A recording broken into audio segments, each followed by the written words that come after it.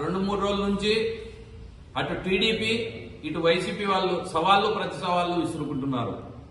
అది ఏ దానికి సంకేతమో అర్థం కావడంలా. ఈరోజు సవాళ్లు ప్రతి సవాళ్లు చేయండి, మేము వద్దండంలా.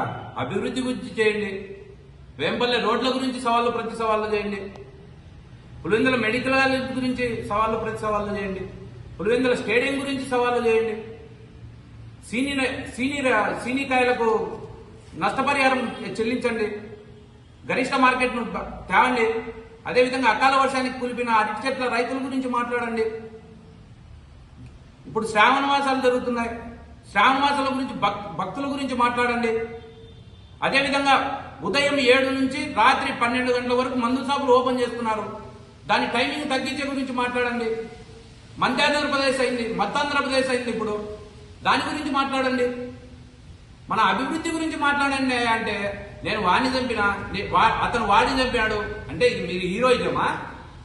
మీ హీరోయిజానికి వేరే వేదికలు ఉన్నాయి, వేరే గ్రౌండ్లు ఉన్నాయి, అక్కడికి వెళ్ళండి. పులివెందుల ప్రాంతం సస్యశ్యామలంగా ఉండాలనే ఉద్దేశంతో మా దివంగత నేత మాజీ కాంగ్రెస్ పార్టీ సీఎం రాజశేఖర రెడ్డి గారు వాళ్ళ నాన్నను చంపినప్పటికి కూడా ఫ్యాక్షనిజాన్ని వద్దు, ఇంతటితో రూమ్ మాపోవాలా, మా నాన్నతోనే అంతం కావాలనే ఒక మంచి ఉద్దేశంతో ఫ్యాక్షనిజాన్ని రౌడిజాన్ని వదిలిపెట్టడం జరిగింది.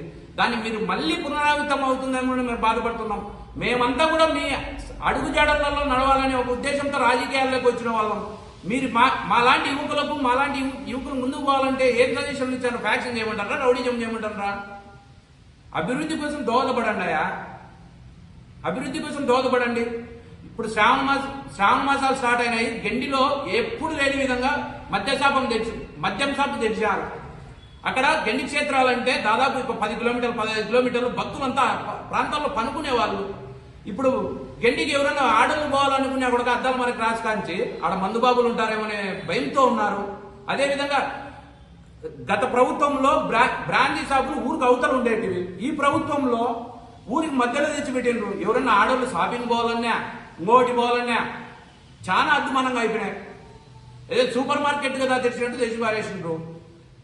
అప్పుడెప్పుడో వింటంటే అపోలో 24 అవర్స్ మెడిసిన్ షాప్స్ అని, ఈడ ఇప్పుడు వింటున్న చంద్రబాబు నాయుడు గవర్నమెంట్ లో 24 అవర్స్ ఈ మెడిసిన్ వేరు, మద్యం షాపులు అయినాయి. మద్యం షాపు అయింది 24 గంటలు.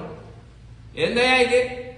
పులివెందుల ప్రాంతాన్ని అభివృద్ధి చేసుకునేందుకు మాట్లాడండి. మీతో మేము నడిచేదానికి సంసిద్ధంగా ఉన్నాం.